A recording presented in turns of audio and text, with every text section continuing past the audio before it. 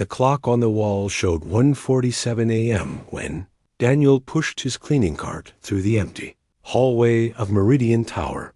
The wheels squeaked against the polished marble floor, a sound he had grown used to over the past 3 years.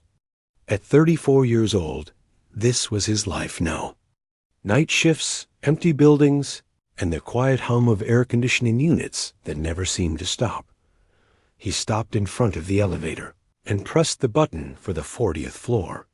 The executive level, the place where people in expensive suits made decisions that affected thousands of lives.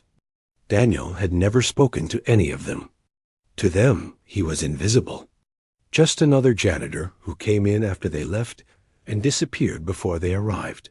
The elevator doors opened with a soft chime, and he stepped out into a different world. Up here, everything was different. The carpets were thicker. The furniture was real leather. The artwork on the walls probably cost more than he would earn in 10 years. He had cleaned this floor hundreds of times, but the contrast still struck him every single night. Daniel started his routine. Empty the trash bins in the corner offices. Wipe down the glass conference table. Vacuum the waiting area. Polish the handles on the mahogany doors. He moved through the tasks with practiced efficiency, his mind wandering to other things. He thought about his daughter, Mia.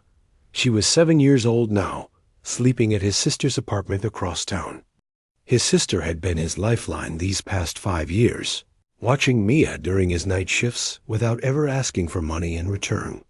Family takes care of family, she always said.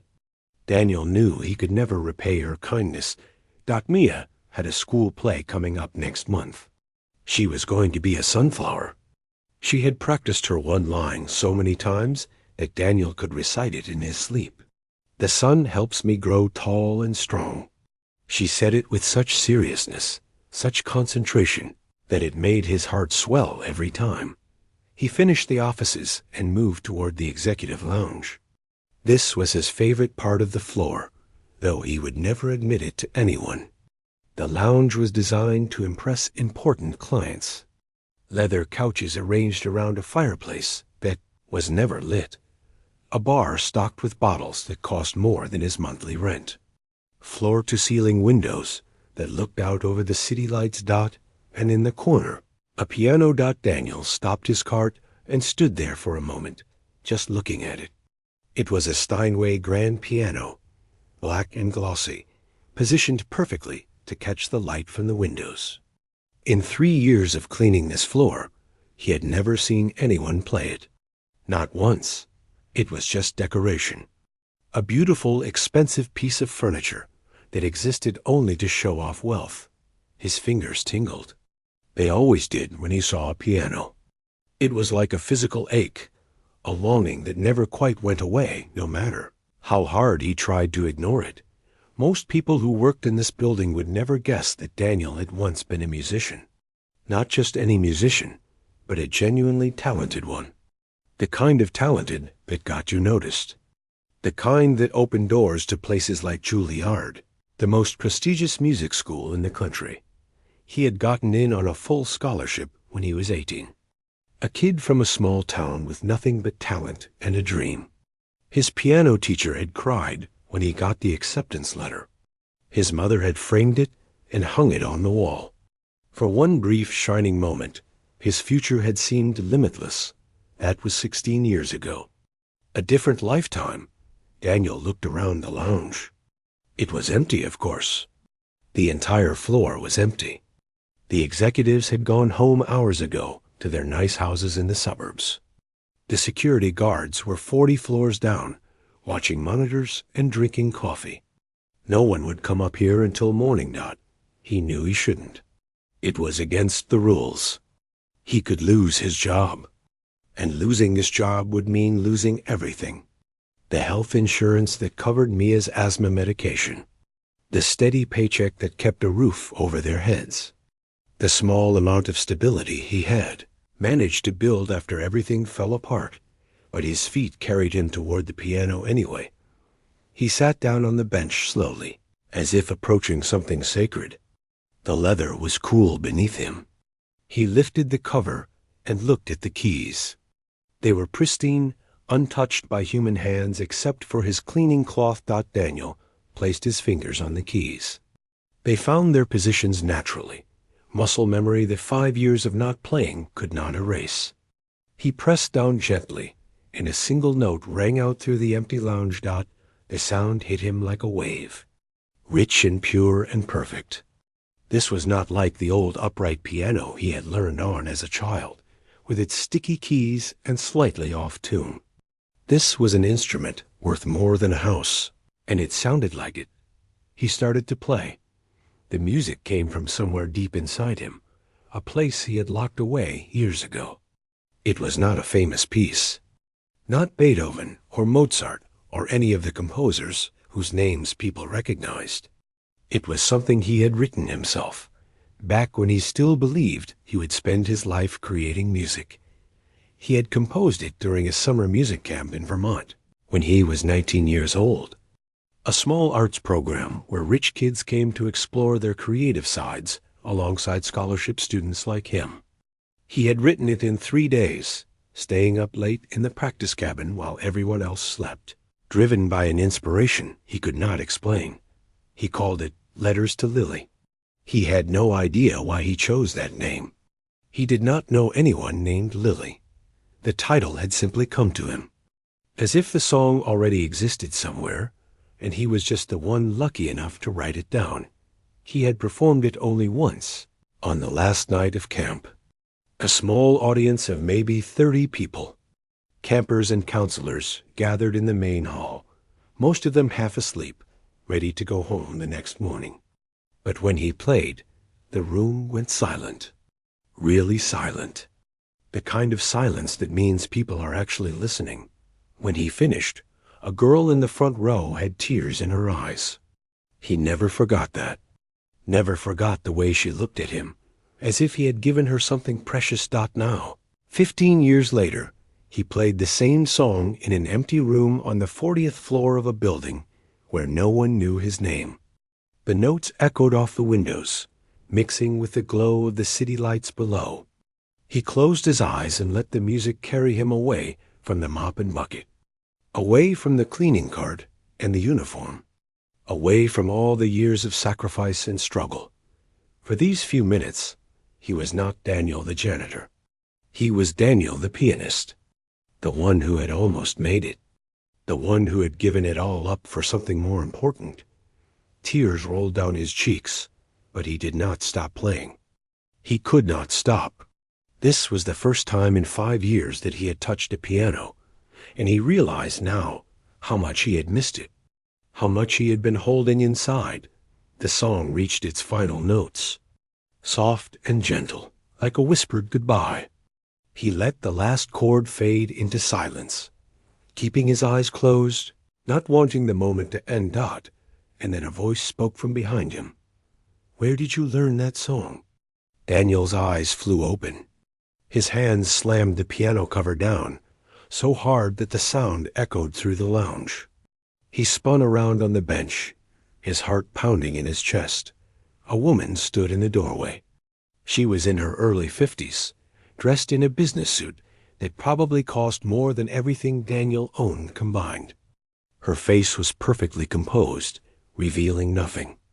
But her eyes told a different story. Her eyes were wide, almost shocked, fixed on him with an intensity that made him want to run. He recognized her immediately. Everyone who worked in this building knew her face.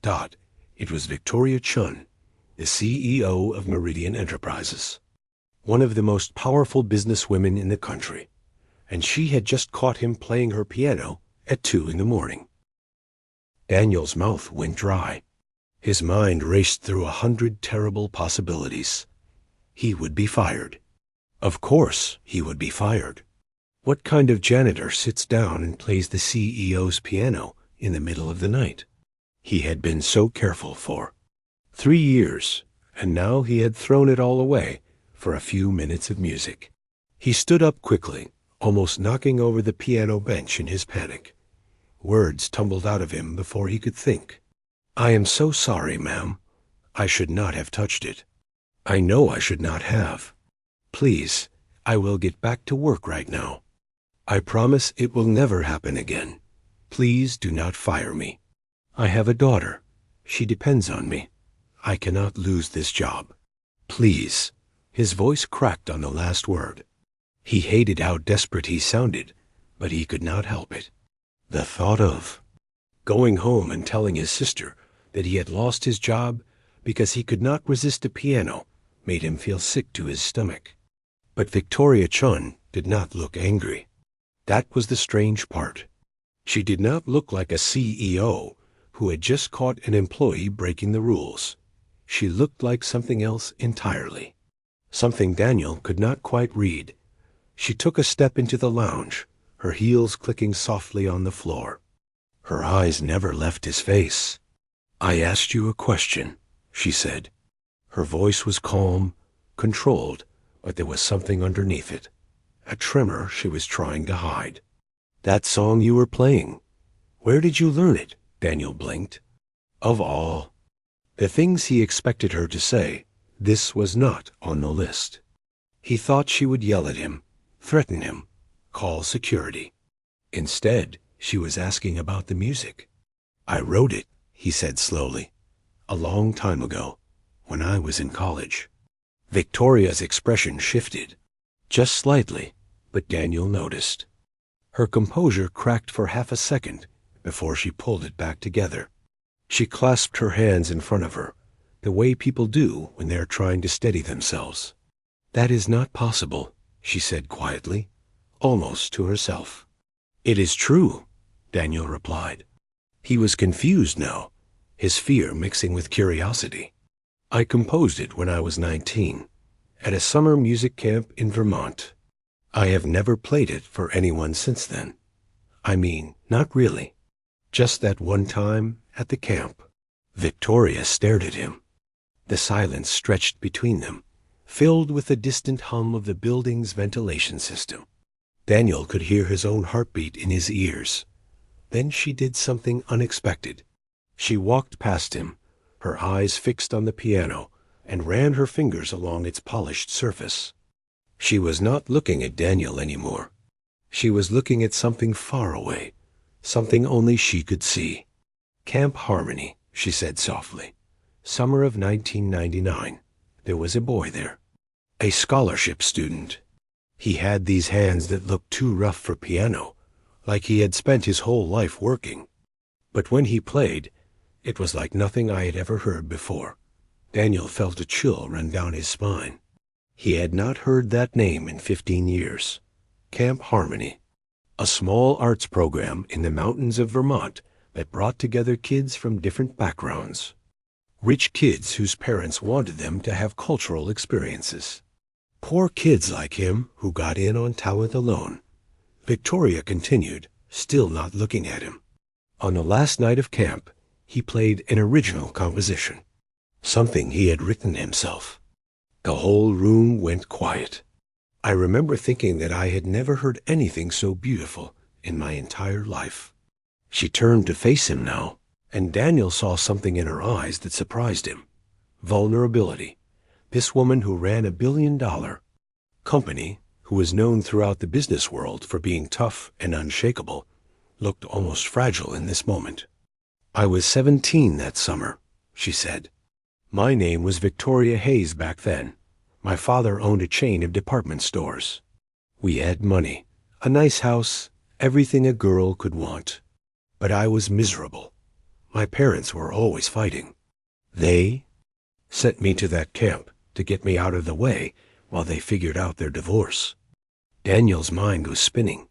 He tried to remember the faces from that summer. It had been so long ago. There were so many kids at that camp. But now, looking at her, something started to come back to him. A quiet girl who always sat alone during meals. She had long dark hair that she wore in braids. She never talked to anyone. He had assumed she was shy, or maybe stuck up. Rich kids sometimes were, but one evening she had approached him by the lake. He was sitting on the dock, practicing finger exercises on an imaginary keyboard, because he could not get enough time in the practice rooms. She had sat down next to him without asking permission and watched his hands move through the air. "What does it feel like?" She had asked him. To create something beautiful? He had not known how to answer. No one had ever asked him that before. Most people just wanted to know if he could play their favorite song. Now, standing in this expensive lounge 25 years later, Daniel looked at Victoria Chun and saw that 17-year-old girl. The features had changed with age, sharpened and refined, but the eyes were the same, dark and deep and full of things unsaid. "Vicky," he whispered. The nickname came back to him from somewhere buried. "You asked me about creating beauty by the lake." Victoria's breath caught. For a moment, she looked like she might cry. But she pulled herself together quickly, the CEO mask sliding back into place. "No one has called me that in a very long time," she said. "I go by Victoria now. Victoria Chun. I took my husband's name when I got married, and I kept it after the divorce." Hayes felt like a different person. Daniel nodded slowly. He understood that feeling. The person he had been at 19 felt like a stranger now, a ghost from another life. "I played that song for you," he said, the memory becoming clearer. "The last night of camp. You were sitting in the front row. You were the only one who cried." "I remember," Victoria said. "I remember everything about that night. You had no idea, did you? You had no idea what that song meant to me." Daniel shook his head. He had been so nervous that night, so focused on not making mistakes, that he barely registered the audience. He remembered the applause, the congratulations from his counselors, the feeling of accomplishment. But he did not remember what happened to the quiet girl with the braids. Victoria walked to the window and looked out at the city lights below. 40 floors up, Chicago spread out like a carpet of stars. She was quiet for a long moment before she spoke again. "That September, 2 weeks after camp ended, my father's business collapsed. It turned out he had been hiding debts for years. We lost everything. The house, the cars, the savings. My mother left him and moved to California. I stayed with my aunt in a 2-bedroom apartment and finished high school working part-time at a grocery store." She turned back to face Daniel. "That song you played was the last beautiful thing I heard before my whole world fell apart. During the hardest years that followed, when I was working 3 jobs to pay for community college, when I was eating ramen every night because I could not afford real food, I would hum that melody to myself. It reminded me that beauty still existed somewhere, even if I could not see it in my own life." Daniel felt his chest tighten. He had no idea. All these years, he thought that song had disappeared into nothing, a small moment at a summer camp that no one remembered. But it had lived on in someone else's heart, carrying them through darkness. "I never knew the name of it," Victoria continued.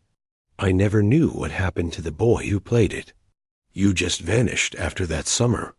I looked for you once, years later, when I finally had money again.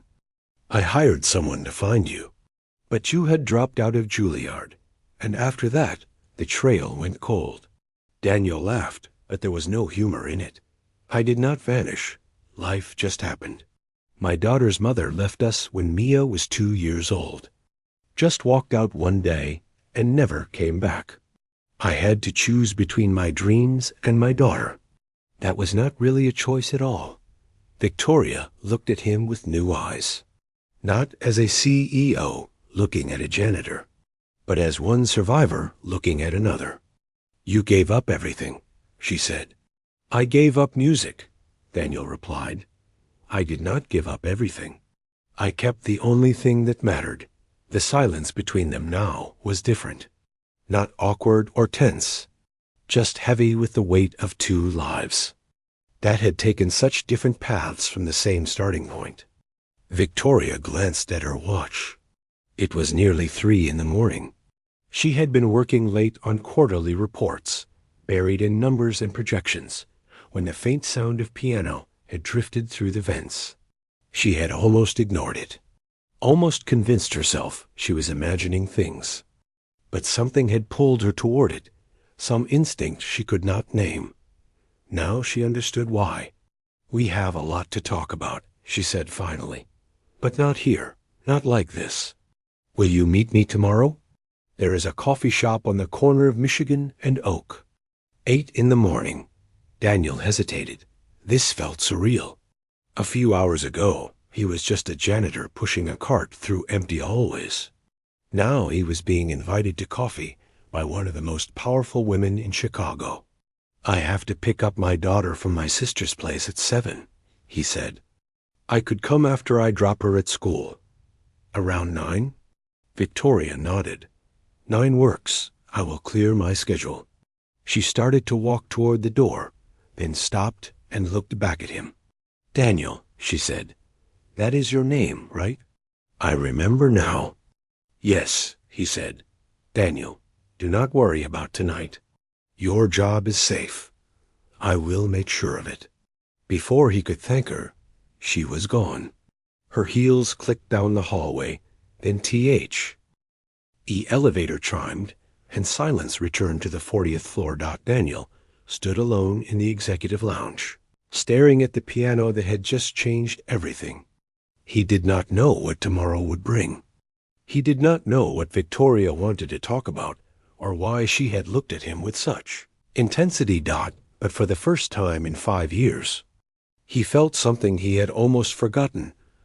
Hope. Daniel did not sleep that night. He finished his shift in a daze, going through the motions of cleaning without really seeing what he was doing. His mind kept replaying the conversation with Victoria over and over again. The way she had looked at him, the things she had said about his song, the coffee invitation that felt more like a summons. By the time his shift ended at 6 in the morning, he was exhausted but wired. He took the train across town to his sister's apartment, watching the city wake up through the dirty windows. Office workers in suits clutching coffee cups. Kids in school uniforms dragging backpacks. A homeless man sleeping on a bench, ignored by everyone who passed. His sister Grace was already awake when he arrived. She worked as a nurse at a nearby hospital, and her shifts started early too. She opened the door in her scrubs, her hair pulled back in a messy ponytail. "You look terrible," she said, letting him in. "Rough night?" Daniel almost laughed. If only she knew. Something like that. "Is Mia up?" "She is getting dressed. I made her pancakes. There are extras if you want some." Daniel shook his head. His stomach was too knotted for food. "Thanks, but I am okay. I actually need a favor. Can you take her to school today? I have a meeting at 9. Grace raised an eyebrow. "A meeting? What kind of meeting does a night janitor have at 9 in the morning?" Daniel hesitated. He had not told anyone about what happened. It still felt like a dream, something that would disappear if he spoke it out loud. But Grace was the one person he trusted completely. "I ran into someone from my past," he said carefully. "Someone I knew at music camp, back before everything. She wants to talk." Grace studied his face. She knew him better than anyone. She had been there through all of it. The acceptance to Juilliard. The years of promise. The day he came home with a baby in his arms and tears in his eyes, saying that her mother was gone and was never coming back. "Is this a good thing or a bad thing?" she asked. "I honestly do not know," Daniel admitted. "But I think I need to find out." Mia came running out of the bedroom then, her backpack bouncing against her small shoulders. She had her father's dark eyes and her mother's curly hair, though Daniel tried not to think about that too often. "Daddy?" She threw herself into his arms, and he lifted her up, breathing in the smell of her strawberry shampoo. This was why he did everything. This right here. This little girl who looked at him like he hung the moon and stars. Hey, sunshine. Aunt Grace is going to take you to school today, okay? Daddy has something he needs to do. Mia pouted. But you always take me on Tuesdays. I know. I am sorry. I will make it up to you, I promise. How about we get ice cream after school? Her face lit up immediately. The place with the sprinkles? The place with the sprinkles. She hugged him tight, and Daniel held on a little longer than usual. Then he kissed her forehead, thanked his sister again, and headed back out into the cold morning air. The coffee shop was on a fancy corner in downtown Chicago. The kind of place where a small cup of coffee cost more than Daniel made in an hour. He arrived at exactly 9 o'clock, wearing the cleanest clothes he owned. A button-down shirt that was slightly faded. Khaki pants with a small stain on the knee that he hoped no one would notice. He felt out of place before he even walked through the door. Victoria was already there. She sat at a corner table by the window, looking completely different from the night before. Her hair was down now, falling softly around her shoulders. She wore a simple white blouse and dark jeans. No power suit, no armor. She looked almost approachable. She spotted him and raised her hand in a small wave. Daniel took a deep breath and walked over. You came, she said as he sat down across from her. I was not sure you would. I was not sure either, he admitted. But I figured I had nothing to lose. A waiter appeared, and Daniel ordered a regular coffee. Victoria already had something in front of her, some kind of fancy latte with foam art on top. She had not touched it. I could not sleep last night, she said once the waiter left. I kept thinking about everything. About that summer. About the years after. About finding you mopping floors in my building after all this time. Daniel nodded. I could not sleep either. This whole thing feels unreal. Like I am going to wake up and find out I dreamed it. Victoria smiled, but it was a sad smile. I know what you mean. My whole life I have been moving forward, never looking back. I built this company from nothing. I told myself the past did not matter. Only the future. Only the next deal, the next success, the next milestone. She paused, tracing her finger around the rim of her cup. But last night, hearing that song again, it was like the past reached out and grabbed me. All those feelings I buried came rushing back.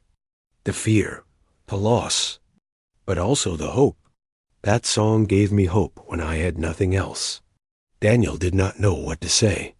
He had spent so many years thinking of himself as a failure. The guy who almost made it, but did not. The musician who gave up. He never imagined that something he created could have mattered so much to someone else. Why did you want to meet? He asked finally. I mean, I am glad we are talking. But you are a CEO. You have a company to run. Why spend your morning with a janitor you knew for one summer 25 years ago? Victoria looked at him directly. Her eyes were sharp, the same eyes that had built an empire, but there was warmth in them too. Because I have spent 25 years running, she said. Running from where I came from. Running towards something I thought would make me happy. And last night, I realized that I have been running in circles. She leaned forward slightly. I have everything, Daniel. Money, power, respect. A penthouse apartment with a view of the lake. 3 cars I never drive. A closet full of clothes I barely wear. And I am miserable. Daniel blinked. This was not what he expected. From the outside, Victoria Chun had everything anyone could want. She was a success story. The kind of person featured in magazines and interviewed on television. The idea that she was unhappy seemed impossible. I got divorced 2 years ago, she continued. My husband said, I loved my work more than I loved him. He was right. I did not know how to love anything except success. I thought if I just achieved enough, I would finally feel whole. But I never did. The emptiness just got bigger. She picked up her latte and finally took a sip. Last night, when I heard you playing, something cracked open inside me. I remembered who I was before all of this. The girl who cried at a piano recital in a summer camp. The girl who believed in beauty and possibility. I have not been that girl in a very long time. Daniel understood more than she knew. He had his own version of that loss. The boy who had dreamed of concert halls and standing ovations. The boy who believed music could change the world. That boy had faded away somewhere between dirty diapers and double shifts. So what do you want? He asked. From me, I mean. What do you want from this conversation? Victoria set down her cup and looked at him with an intensity that made him feel seen in a way he had not felt in years. I want to know how you did it, she said. How you gave up your dream and did not lose yourself. How you found something worth living for when everything you planned for fell apart. Daniel laughed, a real laugh this time. You think I have not lost myself? I mop floors for a living. I have not touched a piano in 5 years until last night. Most days I feel like a ghost of the person I used to be. But you have your daughter, Victoria said. You have love. Real love. Not the kind you buy or earn or negotiate. The kind that just exists because you show up every day. She was right. He did have that. Mia was his whole world. The reason he got out of bed every morning. The reason he kept going even when everything felt pointless. She is everything, he admitted. When her mother left, I thought my life was over. I was angry for a long time. Angry at her mother. Angry at the world. Angry at myself for believing in things that turned out to be lies. He paused, remembering those dark early days. The sleepless nights with a screaming baby. The panic attacks in grocery store aisles. The overwhelming fear that he was going to ruin this tiny person who depended on him completely. But then one day, Mia smiled at me. Really smiled. And something shifted. I realized that my life was not over. It was just different. Not the life I planned, but still a life worth living. Victoria's eyes were glistening. She blinked rapidly, fighting back tears. I do not have that, she whispered. I do not have anyone who smiles at me like that. I have employees who fear me and competitors who hate me and shareholders who only care about profits. But I do not have anyone who loves me just because I exist. Daniel reached across the table and touched her hand. It was a small gesture, almost nothing. But Victoria looked at his hand on hers like it was the most surprising thing that had happened to her in years. It is not too late, he said gently. You are only 52. That is not old. You have time to build something different. Something that actually matters to you. Victoria laughed, but it came out choked. You make it sound so simple. It is not simple, Daniel said. It is the hardest thing in the world, but it is possible. I am living proof of that. They sat in silence for a moment, the noise of the coffee shop buzzing around them. People ordering drinks. Espresso machines hissing. Conversations overlapping. But in their little corner by the window, it felt like time had stopped. Finally, Victoria spoke again. I have a proposition for you. Something I started thinking about last night and could not let go of. Daniel felt his heart speed up. What kind of proposition? Victoria smiled, and for the first time, it reached her eyes. My company has been working on a community outreach program. Arts education for underprivileged kids. We got approval for the funding 6 months ago, but I have not been able to find the right person to lead it. Someone who actually understands what music can mean to a child with nothing. She squeezed his hand. I think I just found that person. Daniel stared at her. He opened his mouth to respond, But no words came out. His life was about to change again. He could feel it. Daniel sat frozen in his chair. The sounds of the coffee shop faded into the background. All he could hear was his own breathing and the echo of Victoria's words bouncing around inside his head. A job. A real job. Leading an arts program for kids who had nothing. Kids like him. "I do not understand," he finally managed to say. "You barely know me. We talked for maybe 20 minutes last night and another 20 minutes today. How can you offer me a job based on that?" Victoria leaned back in her chair and crossed her arms. Not in a defensive way. More like she was settling in for a conversation she had been expecting. "Let me tell you something about business," she said. "I have hired hundreds of people over the years. Executives with perfect resumes. Consultants with fancy degrees. People who looked incredible on paper and said all the right things in interviews. You know what I learned?" Daniel shook his head. "Paper means nothing. Degrees mean nothing. What matters is whether someone has fire inside them, whether they actually care about what they are doing or just want a paycheck." She pointed at him.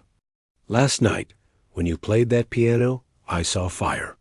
Real fire. The kind you cannot fake." Daniel looked down at his hands.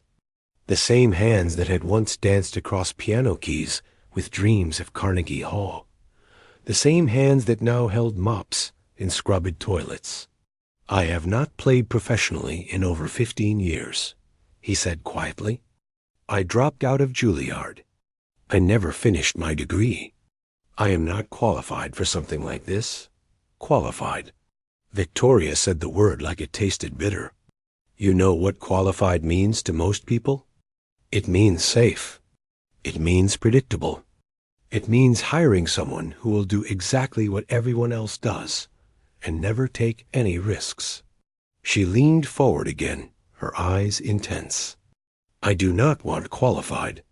I want someone who understands what it means to have nothing except talent and dreams. Someone who knows how it feels when the world tells you that you are not good enough. Someone who can look at a kid from the wrong side of town and see potential instead of problems." Daniel felt something stirring in his chest, something he had buried a long time ago. It felt dangerous to let it out, dangerous to hope. What exactly would this job involve? He asked, trying to sound practical, even though his heart was racing. Victoria pulled out her phone and showed him some documents, budgets, floor plans, program outlines. "We are converting the old warehouse on the south side into a community arts center. Music rooms, dance studios, art spaces. Free programs for kids who cannot afford private lessons." She scrolled through the images. "We have the funding. We have the building. What we need is a director.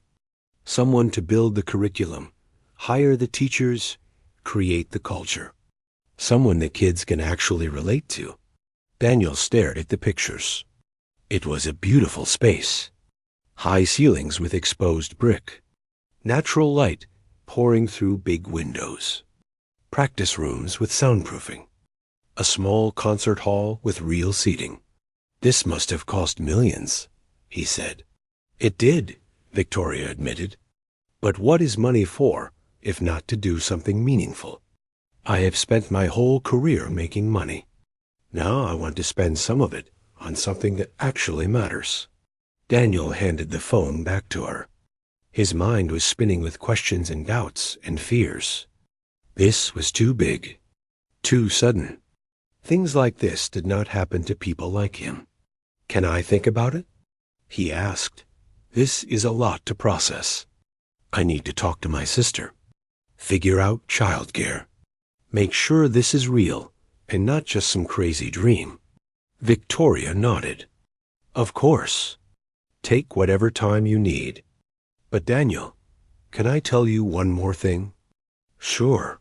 She paused, choosing her words carefully. "I know what you are thinking. You are thinking that you do not deserve this, that good things do not happen to people who mopped floors. That there must be some catch, some trick, some reason why this is too good to be true. Daniel said nothing, but she had read his mind exactly. I thought the same way for years, Victoria continued. When I started my company, I kept waiting for someone to tap me on the shoulder and tell me I was a fraud, that I did not belong, that a girl from a bankrupt family had no business building an empire. She smiled sadly. You know what I learned? Nobody is going to give you permission to succeed. Nobody is going to tell you that you are ready. You just have to decide that you are worth it and then prove it every single day. Daniel let those words sink in. They felt like water on dry soil, filling cracks he did not know he had. Why are you doing this? He asked softly. Really? Why do you care so much about helping me? Victoria was quiet for a long moment. When she spoke again, her voice was different, softer, more vulnerable. Because helping you helps me, she said. For 25 years, I have been building walls, protecting myself, making sure nobody could ever hurt me again the way I was hurt when my family lost everything. But those walls kept out the good things too. The connection, the meaning, the joy. She took a shaky breath. Last night, hearing that song, I remembered what it felt like to be open, to be moved by something beautiful, to feel connected to another human being without any agenda or calculation. I had forgotten that feeling existed. Daniel understood completely. He had built his own walls after Mia's mother left. Walls that kept him safe, but also kept him stuck. Afraid to dream again. Afraid to want anything beyond survival. We are both pretty broken, huh? He said with a small laugh. Victoria laughed too. Completely shattered. But maybe that is not such a bad thing. Maybe broken people understand things that whole people never could. They talked for another hour. Victoria told him more about her life after camp. The years of struggle. The first business she started with nothing but a credit card and a laptop. The failures that nearly destroyed her before the success that made her rich. The marriage that fell apart because she did not know how to let anyone in. Daniel told her about Juilliard. The excitement of those first months in New York. The professors who believed in him. The performances that made him feel alive. And then the phone call that changed everything. His girlfriend telling him she was pregnant. The Rush wedding. The 2 difficult years that followed. And finally, the morning he woke up to find a note on the kitchen table and an empty closet. She just left, he said, his voice catching slightly. No warning. No explanation. Just a note that said she was not cut out to be a mother, and she was sorry. Victoria reached across the table and took his hand. I am so sorry, Daniel. That must have been devastating. It was. But Maya was only 2. She did not understand what was happening. She just needed someone to hold her and feed her and love her. So that is what I did. I dropped out of school, moved back home, and became a full-time dad. He looked out the window at the busy street. People rushing by with their own stories, their own struggles, their own broken pieces. Sometimes I wonder what would have happened if things had been different, he admitted. If she had stayed. If I had finished school. If I had become the pianist everyone thought I would be. Do you regret it? Victoria asked. Choosing your daughter over your dreams? Daniel thought carefully before answering. It was a question he had asked himself 1,000 times over the years. No, he said finally. I do not regret it. Mia is the best thing that ever happened to me. She taught me what love really means. Not the romantic kind that comes and goes. The real kind. The kind that shows up every day even when it is hard. Especially when it is hard. He turned back to Victoria. But I would be lying if I said I did not miss the music. I miss it like a part of my body. Like something was cut off, and I still feel it even though it is gone. Victoria nodded slowly. Phantom limb, she said. I know that feeling. I feel it too. Not for music, but for the person I used to be before I decided that success was the only thing that mattered. They sat in comfortable silence. Two people who had taken completely different paths from the same starting point and ended up equally lost. Finally, Victoria glanced at her watch and sighed. I have a board meeting in an hour. I should probably get going. Daniel nodded and stood up.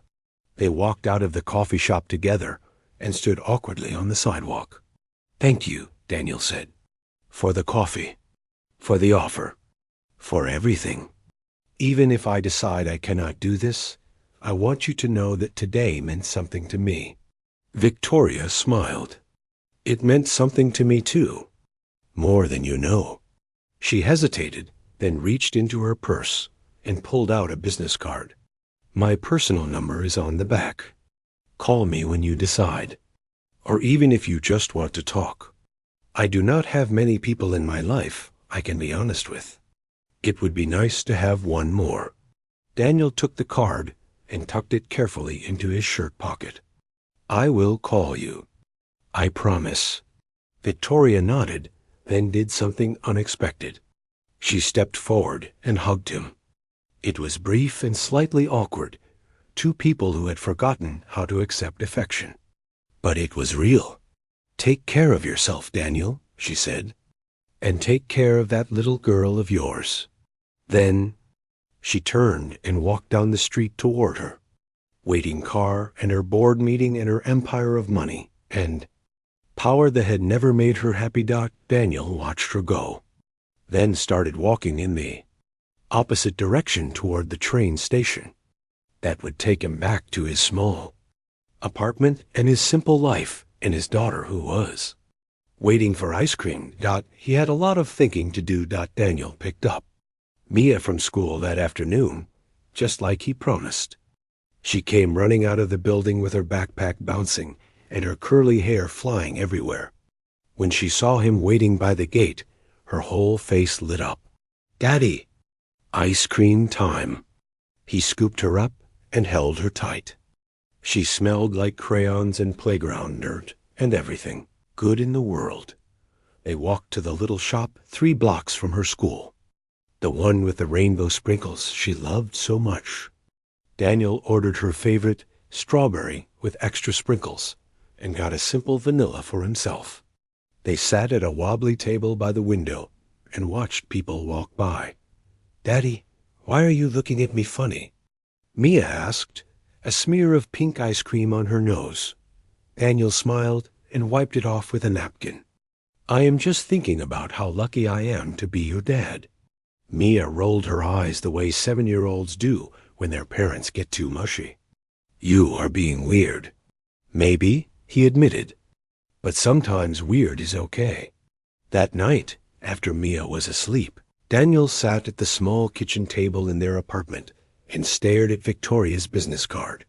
The numbers on the back seemed to glow under the dim light. He turned the card over and over in his fingers, thinking. His sister Grace called around 10 o'clock. She always checked in after his day's shifts to make sure he was okay. So, she said, skipping the small talk, are you going to tell me what happened at that meeting, or do I have to guess? Daniel told her everything. The piano, Victoria, the job offer, the arts center, all of it. Grace listened without interrupting, which was unusual for her. When he finished, there was a long pause. Let me get this straight, she finally said. A billionaire CEO heard you playing piano at 2 a.m, realized you were some kid she knew 25 years ago. And now she wants to give you a dream job running an arts program for underprivileged children. That about sums it up. Grace laughed. Danny, that sounds like the plot of a movie. A really cheesy movie. I know. That is why I cannot believe it is real.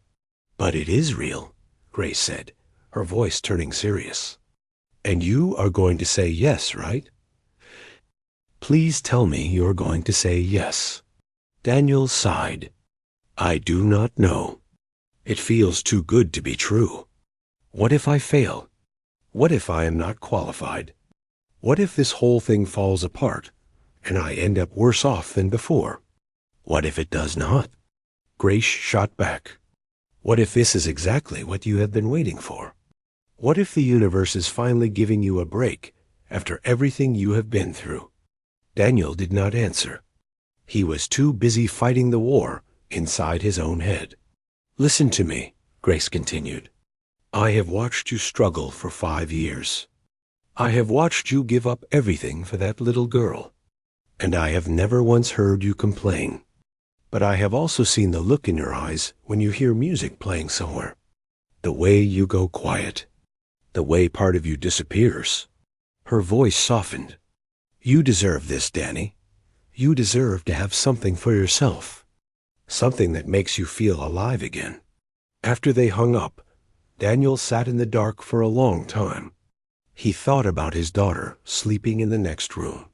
He thought about his sister, who had sacrificed so much to help him. He thought about Victoria and her sad eyes and her empty penthouse. And he thought about music, the thing he had loved more than anything before life got complicated. The thing he had locked away because it hurt too much to look at. The next morning, he called Victoria. I am in, he said. Whatever you need me to do, I am in. He could hear the smile in her voice. You have no idea how happy that makes me.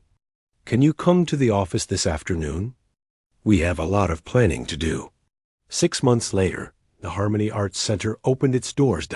It was a cold Saturday morning in January.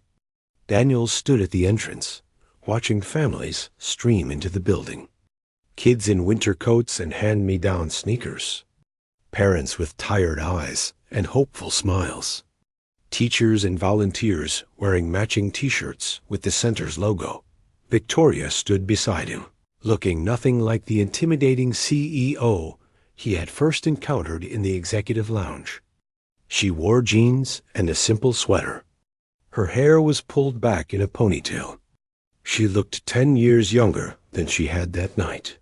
You did this, she said quietly. All of this was your vision. Daniel shook his head. We did this. I could not have done any of it without you. That was the truth. Victoria had provided the funding and the resources, but she had done so much more than that. She had believed in him when he did not believe in himself. She had pushed him when he wanted to give up. She had become not just a business partner, but a genuine friend. The opening ceremony was simple.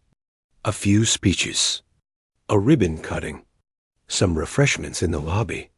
But the real magic happened in the music room. Daniel had designed it himself. Soundproofed walls, a dozen practice stations with keyboards, a small stage at the front for performances, and in the corner, a beautiful black grand piano that Victoria had donated from her own collection. The first class was for beginners. 12 kids between the ages of 6 and 10, most of them from the nearby housing projects. They sat at the keyboards with wide eyes, not sure what to expect. Daniel walked to the front of the room and sat down at the grand piano. He looked at the faces staring back at him. So much potential, so much possibility, so much fear and hope mixed together. My name is Daniel, he said, and I am going to teach you how to make music. He placed his fingers on the keys and began to play. Not anything complicated, just a simple melody, something bright and cheerful that made a few of the kids smile. Music is not just about hitting the right notes, he continued, still playing softly. It is about expressing what is inside you, the happy parts and the sad parts, the things you cannot say with words. He looked at a little boy in the front row who seemed nervous. When I was your age, I did not have money for piano lessons. I learned on an old keyboard my neighbor threw away. But music changed my life. It made me feel like I mattered, like I had something to offer the world. He stopped playing and stood up. That is what I want for all of you. not to become famous or rich, just to know that you have a voice, and that voice deserves to be heard. After the class ended, Daniel walked through the building, checking on the other programs. Dance classes in the studio, painting workshops in the art room, a drama group rehearsing in the small theater. He found Victoria in the lobby, talking to a group of parents. She excused herself when she saw him and walked over. "How does it feel?" she asked. Daniel thought about the question. How did it feel? It felt like waking up after a long sleep, like breathing fresh air after years in a closed room, like coming home to a place he had never been. "It feels right," he said. "For the first time in a very long time, something feels completely right." Victoria smiled and squeezed his arm. "I am proud of you, Daniel, and I am grateful. You helped me remember what matters." "We helped each other," he said. The front door opened, and Grace walked in with Mia. His daughter spotted him immediately and came running across the lobby. "Daddy, Aunt Grace said I can take piano lessons here. Can I, please?" Daniel laughed and lifted her up. "Of course you can, sunshine. In fact, I was hoping you would be my first official student." Mia's eyes went wide. "You are going to teach me? Really? Really? We start next Saturday." She threw her arms around his neck and hugged him so tight he could barely breathe. Over her shoulder, he saw Victoria watching them with tears in her eyes. Not sad tears, happy ones. That evening, after everyone had gone home and the building was quiet, Daniel sat alone at the grand piano. The same piano where everything had started 6 months ago on the 40th floor of Meridian Tower. He played "Letters to Lily" one more time. But this time, it sounded different. Richer somehow. Fuller, like the song had grown along with him. When he finished, he did not feel empty like he used to. He felt complete. The music had come back to him. And this time, he was never letting it go.